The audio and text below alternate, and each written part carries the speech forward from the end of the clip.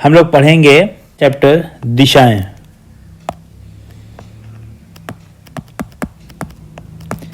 English में इसको directions बोलते हैं। हम जानते हैं मुख्य रूप से 4 प्रकार की दिशाएं होती हैं: उत्तर, पूर्व, दक्षिण, पश्चिम। उत्तर को इंग्लिश में नॉर्थ, पूर्व को इंग्लिश में ईस्ट, दक्षिण को इंग्लिश में साउथ, पश्चिम को इंग्लिश में वेस्ट बोलते हैं। 2 डायरेक्शंस एक दूसरे के आमने सामने होती हैं, जैसे उत्तर के सामने होता है दक्षिण और पूर्व के सामने होता है पश्चिम। ठीक है, और ज़्यादा आगे एक्सप्लेन करते हुए देखते हैं हम लोग। मान लीजिए कि इधर सामने नॉर्थ डायरेक्शन है, यानी कि उत्तर है n, तो इससे हम लोग जब राइट साइड में यानी दाहिनी की तरफ बढ़ेंगे, दाहिनी ओर बढ़ेंगे, तो हम लोगों को ईस्ट डायरेक्शन यानी कि पूर्व मिलेगा।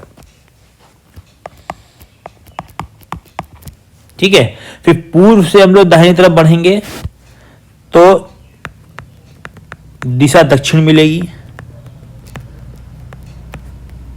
फिर साउथ से जब हम लोग दाहिनी तरफ बढ़ेंगे तो दिशा पश्चिम मिलेगी,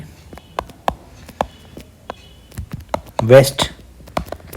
ठीक है, इस तरीके से फिर वेस्ट से फिर आगे बढ़ेंगे हम लोग दाहिनी तरफ तो फिर से मिल जाएगा नॉर्थ। तो हम लोग देख रहे हैं कि नॉर्थ से चले, ईस्ट गए, ईस्ट से साउथ गए, साउथ से वेस्ट गए, वेस्ट से फिर नॉर्थ है। तो ये जो डायरेक्शन ऐसे चल रहे हैं तो ये इस दिशा को बोलते हैं हम लोग घड़ी की दिशा। देखिए घड़ी ये होती है 12, फिर 1, फिर 2, फिर 3, इस तरीके से घड़ी चलती है ऐसे डॉट डॉट डॉट डॉट। तो बिल्कुल इसी डायरेक्शन में हम लोगों को बढ़ना है, तो इसको बोलते हैं घड़ी की दिशा में जा रहे हैं।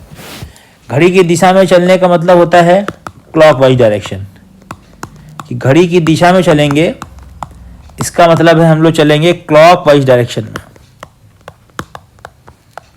ठीक है, बायलिंगुअल वीडियो रहेगा ताकि आपको समझ में आएगी।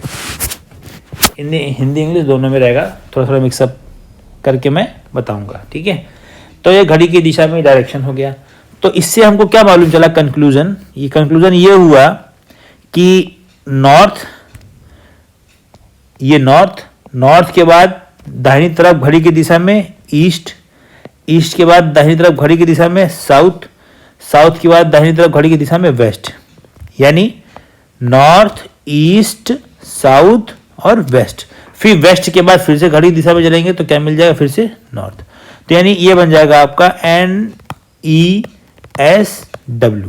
ठीक है, किसमें, clock wise direction, CWD, clock का C, वाइज का W, डायरेक्शन का D, CWD, clock wise direction में ये NESW बन जाएगा। ठीक है, अब एग्जाम्पल में समझते हैं इसको यूज कैसे करेंगे, एप्लीकेशन क्या है इसका। मान लीजिए कोई व्यक्ति यहां पर है, ठीक है, उसके सामने यहां दिशा जो है, सामने की तरफ एक बोर्ड लगा है, लिखा है उसमें U, वो डायरेक्शन है नॉर्थ।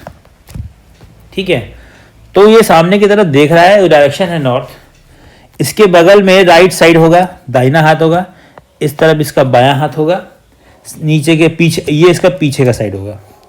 तो नॉर्थ है उसके सामने, तो दाईं तरफ क्या होगा, N के बाद राइट साइड में क्या आता है, ईस्ट, NE, फिर E के बाद क्या आता है, S के बाद क्या आता है, W। तो यदि वो सामने देख रहा है, सामने नॉर्थ है, तो नॉर्थ के बाद उसका राइट साइड में दाहिनी तरफ आएगा ईस्ट, उसके दाहिनी तरफ आएगा साउथ, इसकी दाहिनी तरफ आएगा वेस्ट। यही है NESW का फॉर्मूला। मान लीजिए फिर से कोई व्यक्ति है, उसके सामने की तरफ बोर्ड लिखा हुआ है, उस बोर्ड में लिखा हुआ है मैच। ठीक है, या टीवी लगी है उसमें मैच आ रहा है, वो देख रहा है सामने की तरफ, और इस तरफ उसका डायरेक्शन है वेस्ट, पश्चिम है। तो पश्चिम के, अब ये सामने देख रहा है, सामने पश्चिम है, तो इसके दाहिनी तरफ क्या होगा? तो आपको ये देखना है कि जो हमारा फार्मूला है NESW का, तो W के बाद राइट साइड में क्या आता है? तो N के बाद E के बाद S के बाद W के बाद क्या आता है? नॉर्थ। तो यानी कि W है, उस W के बाद क्या आ जाएगा? N आ जाएगा। तो W के राइट साइड में क्या आ जाएगा? N आ जाएगा। N के फिर राइट साइड में क्या आएगा? फिर से देखिए E आ जाएगा। और फिर E के राइट साइड में क्या आ रहा है? साउथ, यानी फिर साउथ आ जाएगा।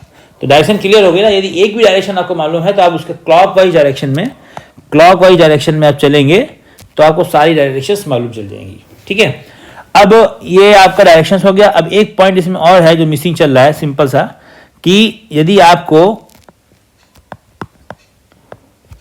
सामने नॉर्थ दिख गया तो आगे पीछे क्या होगा? साउथ। एकदम अपोजिट में ये नॉर्थ साउथ होते हैं।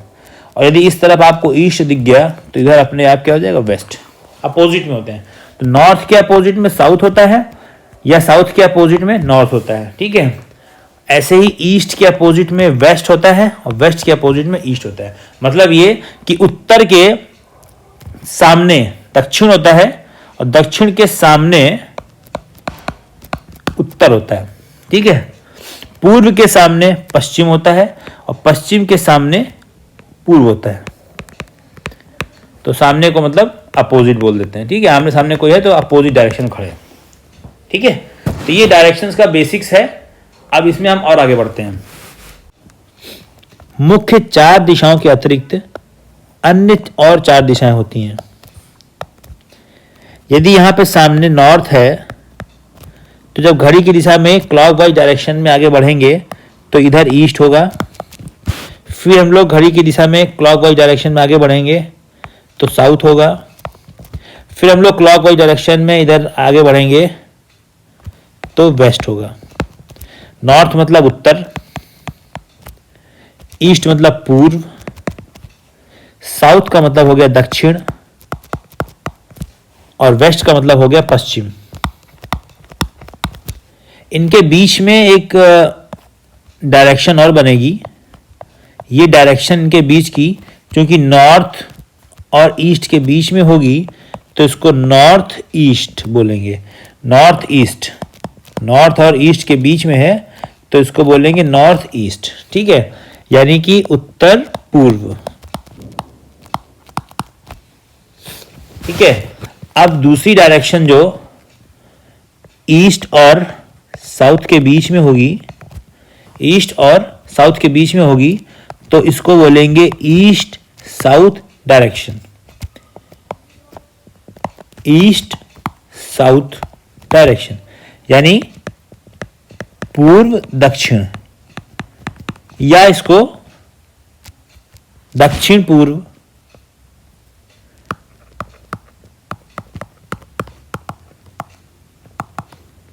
मतलब साउथ ईस्ट डायरेक्शन भी बोलते हैं। चाहे आप इसको, चूंकि दोनों के बीच में है तो चाहे आप साउथ ईस्ट बोल दें चाहे आप ईस्ट साउथ बोल दें, एक ही बात है। ठीक है, नेक्स्ट देखते हैं हम लोग कि जब ये डायरेक्शन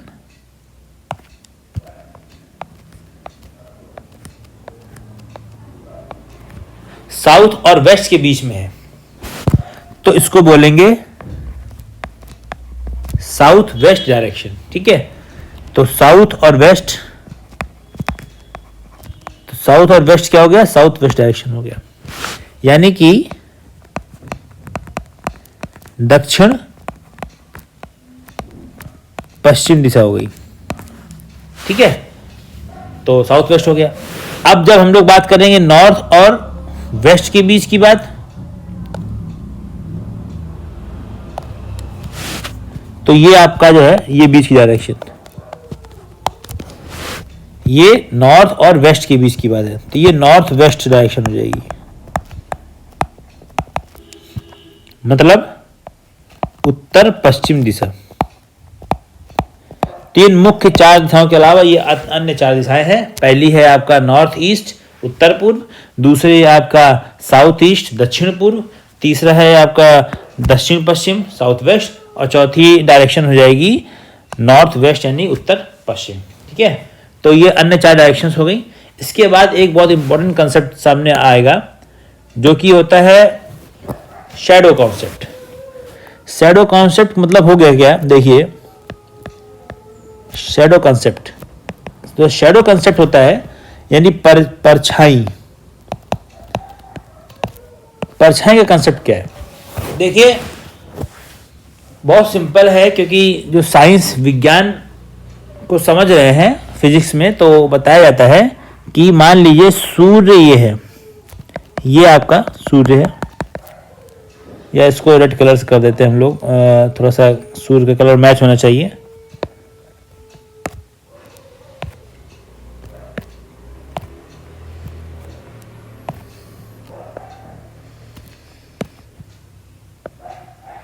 ये येलो कलर में सूर्य हो गया, ठीक है। अब कुछ कुछ रेडी से उसकी रेज हो गई, जैसा भी है समझ लीजिए अपना, ठीक है। सूर्य, तो ये सूर्य से रेज निकल के आ रही है, कोई ऑब्जेक्ट यहाँ रखा रहा है, तब ये रेज इसमें पड़ेगी, किरणें इसमें पड़ेंगी, तो ये जो पूरा पार्ट है इसका, ये तो चमकेगा, है ना। लेकिन जो इसके पीछे का जो पार्ट है, ये इस पर रोशनी नहीं पड़ेगी, तो जिस हिस्से पे रोशनी नहीं पड़ती है उसकी बन जाती है परछाई। क्या बन जाती है, परछाई।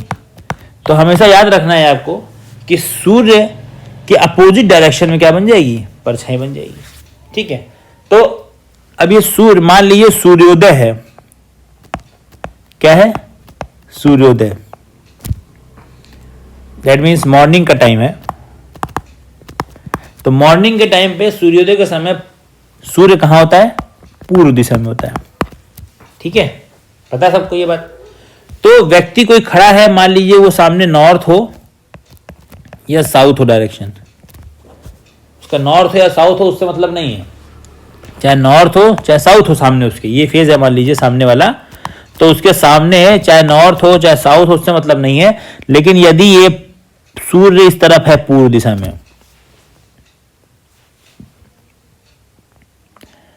अच्छा आप बता सकते हैं कि सामने क्या होगा, क्योंकि क्लॉकवाइज क्या चलता है, NESW, N फिर E फिर S फिर W, तो E के बाद राइट साइड में क्या आएगा, साउथ, तो इधर सामने क्या होगा, साउथ डायरेक्शन होगा, ठीक है। अब साउथ के बाद इधर क्या हो जाएगा, वेस्ट हो जाएगा, चल रहा है ना ये, NESWN, तो व्यक्ति यदि सामने की तरफ साउथ में देख रहा है तो भी उसकी परछाई इधर बनेगी। व्यक्ति यदि पीछे की तरफ मुड़ जाया करके नॉर्थ में देखने लगे तो भी इसकी परछाई इधर ही बनेगी। इसका मतलब क्या हो गया कि जब हम लोग मॉर्निंग की बात करेंगे तो व्यक्ति, कोई भी पर्सन, चाहे वो नॉर्थ की तरफ देखे चाहे वो साउथ की तरफ देखे, उसकी जो शैडो है, परछाई है, जो शैडो है, परछाई है, वो हमेशा किधर बनेगी,